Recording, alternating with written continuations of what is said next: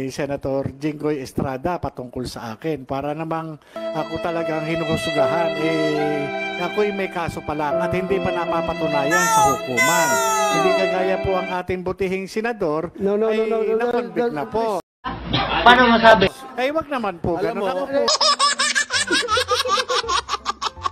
Alam mo, Your Mr. Honor. Morales.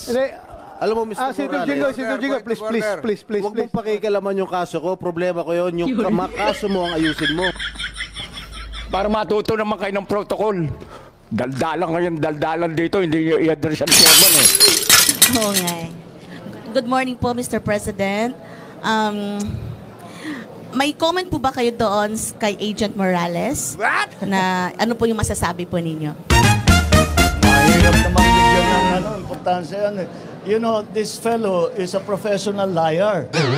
At parang jukebox yan eh. Kung ano yung hulog mo na, basta maghulog ka ng pera, kahit anong kantang gusto mo, kakantahin niya.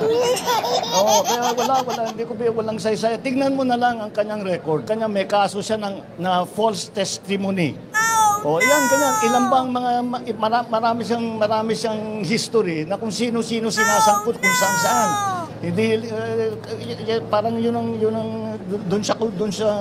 hanap buhay yata niya. Kaya professional liar ang tawag ko sa kanya. Thank you, Mr. President.